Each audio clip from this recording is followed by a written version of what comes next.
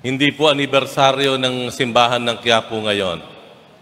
I mean yung pagkakatatag. Ngayon po ay anibersaryo ng pagtatalaga. Ibig sabihin po ng pagtatalaga, binebless po yung altar. Kung nasa likuran kayo ng maaltar, makikita niyo po ang original na altar table. Mas makitid po.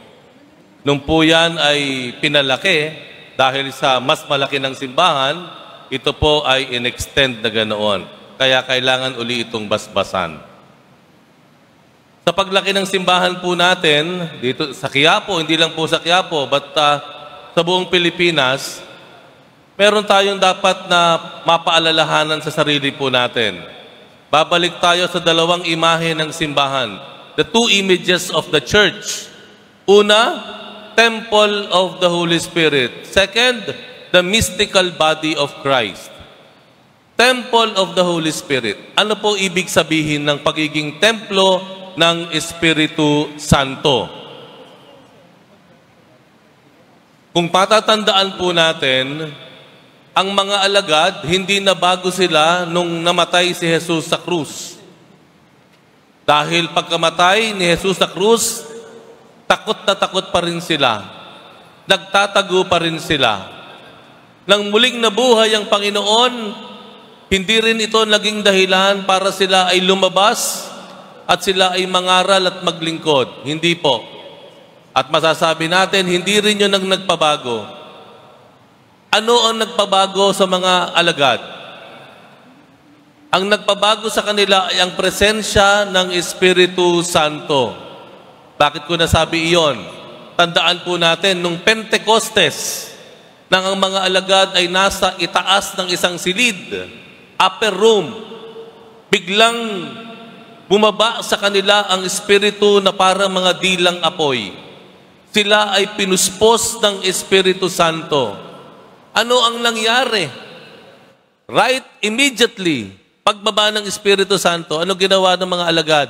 Lumabas na sila sa kanilang pinagtataguan. Si Pedro mismo, na kung ilang beses niya na pinagkaila ang Panginoong Yesus, pumunta sa plaza. Doon sa harapan ng madla, at doon siyang nangaral tungkol kay Jesus na siyang pinatay at muling nabuhay sa krus. Nagkaroon ng pagbabago.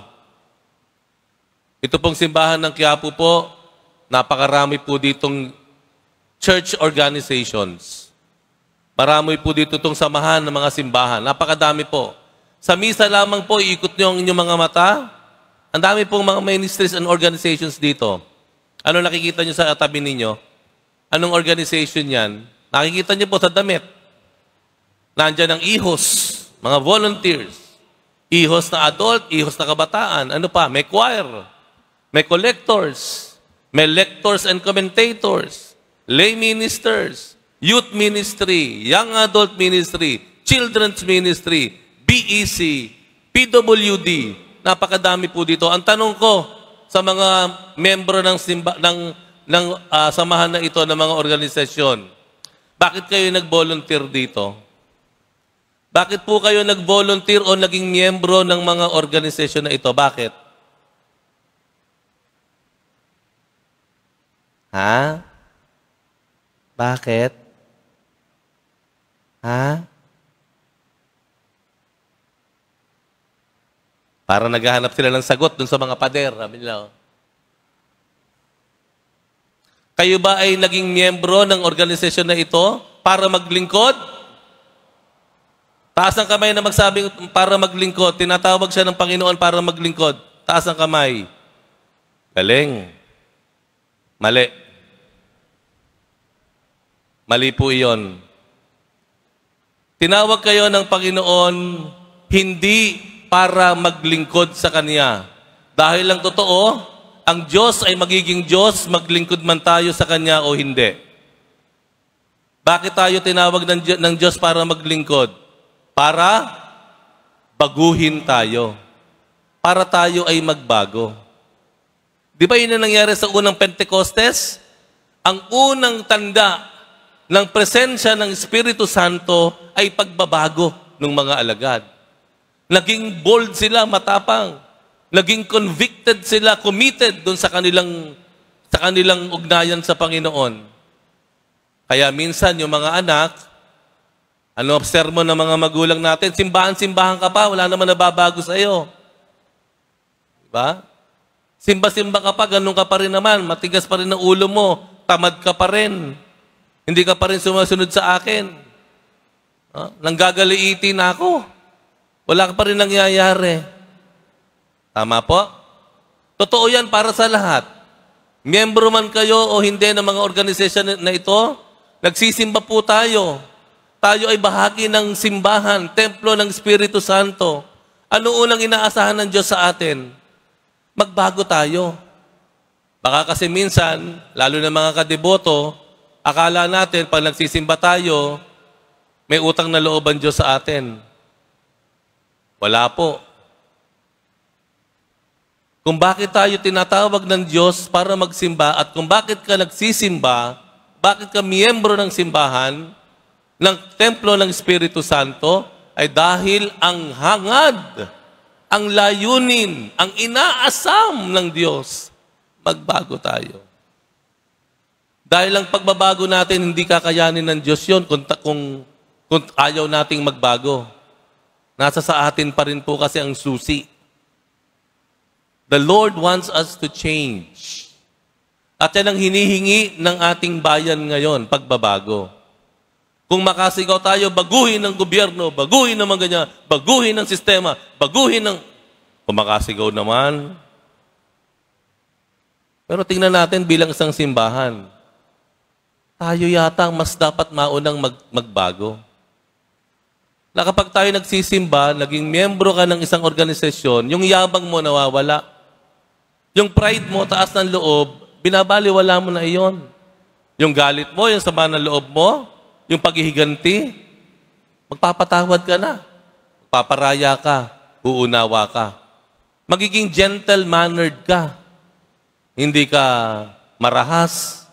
Di po ba? Nakuha niyo po ang punto? Nakuha niyo po ang punto? Ngayong ipinagdiriwang natin ang pagtatalaga ng simbahan, pinapaalalahanan tayo ng Diyos na ang pangunahing hangad o pangarap inaasam ng Diyos sa bawat isa sa atin. Lahat tayo, kasama kami mga pare, tayo ay magbago. Sa araw-araw nating pagsamba, pagsisimba, pagdarasal, tayo ay magbago. Amen? Pangalawa, na imahe ng simbahan. Ano sabi ko kanina? Temple of the Holy Spirit. Ano yung isa? Mystical body of Christ. Ibig sabihin, mistikong katawan ni Jesus. Ano sabi ni San Pablo sa kanyang sulat? Tayo daw ay katawan ni Jesus. Kanya-kanya tayong bahagi ng isang katawan. Ibig sabihin, bilang parang katawan ng tao, magkakaiba man tayo pero nagkakaisa ng layunin. Iba-iba ang papel natin, ang kamay ay kamay, bewang ay bewang, tuhod ay tuhod. Magkakaiba man tayo pero marunong tayong mamuhay ng magkakasama at magkakasundo. At sino ang nauuna sa atin? Sino ang nasusunod? Si Jesus. Dahil si Jesus ang the head of the mystical body of Christ. Siya yung ulo.